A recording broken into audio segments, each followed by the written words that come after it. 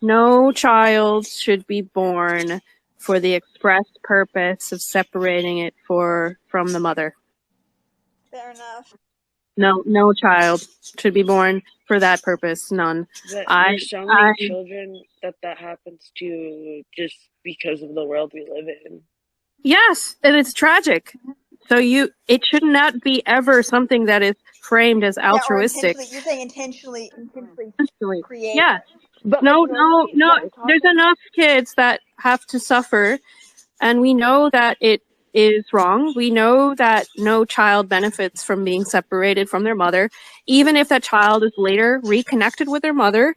Like, let's say the child is really taken away, like, because they're really sick, right? So that skin-to-skin contact.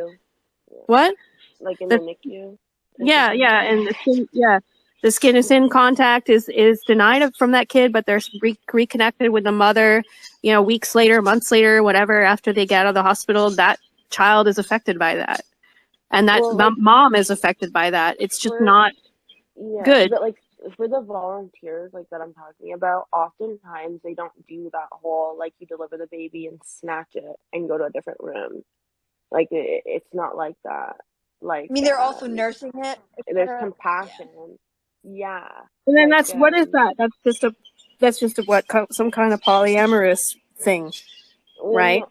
Yeah. So I'm actually also anti surrogacy altogether. One, because like I don't think that gay couples need to be adopting children. And two, because I don't think it's healthy for women's bodies, and certainly not something that should be commodified. Think about who's going to be and the surrogate. From lack of lack of medical of our bodies not existing.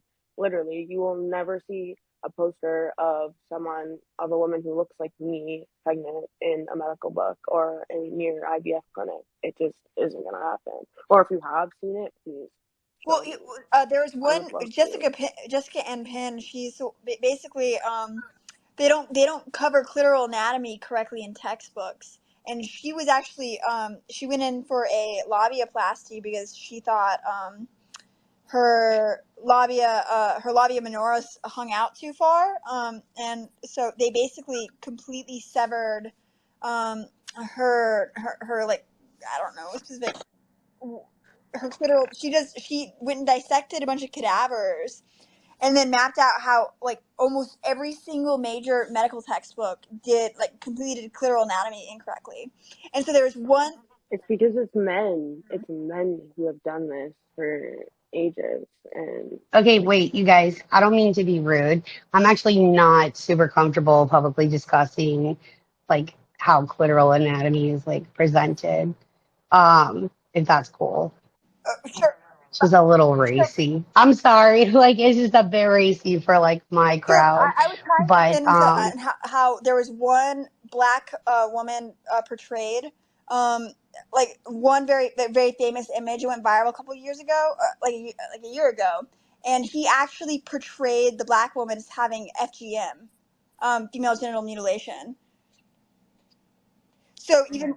Oh, that's so weird. So even when a black woman was represented pregnant, he portrayed her with a mutilated genitalia. So to change the subject about this, just to respect patriarchy's whatever thing, which I also am kind of uncomfortable with it too. But it's not it's totally, don't take it bad that this happened, that the conversation went this way. But I wanted to ask you, Starfish, this is not to pile on you, because I actually used to be like you. I used to kind of think altruistic surrogacy was maybe okay too. I just thought about it from the perspective of a child. Like, imagine being that child. How do you think it would feel? I am that child. So, like, I was that child. Like, there is no picture after I was born of my mom holding me. My mom did not touch me after I was born. It was my dad. So, and then 2 weeks after I was born, my mom went back to work. Oh, wow. That's pretty intense. I appreciate you sharing that. And I guess, here I am going again and making the difficult questions, as I always do. I think your words are hard in these circumstances, so forgive me if I say this wrong. I don't want to insult anybody. But I think the use of the term surrogate to describe your situation maybe isn't correct, if you don't mind me saying, that it is a euphemism, or maybe, if you don't mind me saying, again, this is just my opinion, a compartmentalization of what happened to you. You're absolutely valid if you don't want to give your mother the term mother. So I might say something controversial, but again, I think while we can sort of, for our own processing of what we went through with the relationships we have with our mothers, as terrible as they are, we can sometimes compartmentalize and call them egg donors, surrogates, or womb donors, or whatever. But I also think that it's actually us perpetuating, in a way, a patriarchal view, because patriarchy also exists. It profits from us being disconnected from our mothers. I think it's still extremely important for us, especially right now, what with we got men claiming to be mothers, that we need to face that our mothers are still our mothers, and our fathers are still our fathers. I think it's really important for us to face reality, to be as objective as possible, and to face our grief and face the fact that we had mothers and they are our mothers, and that they're also failed for whatever reason, right?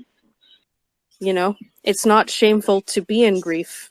Grief is actually the process of healing, and being able to understand what happened to you, as particularly that it wasn't your fault, and that you're able to actually have the wounds that you have scar over and heal. Within 5 minutes of me talking to somebody who's woke, they'll say, I have ADHD, I have PTSD, I have autism, I have all these things. Like, those are just, you understand that those are just you telling me right on the front side that you are labeling yourself with, in my opinion, excuses. But I also, Now these things All right, can I say something? Yeah, Can I go say ahead. something? Yeah. Thanks. Hi. Whoever just said that. Hi, I'm not a leftist. I'm actually a hardcore Republican.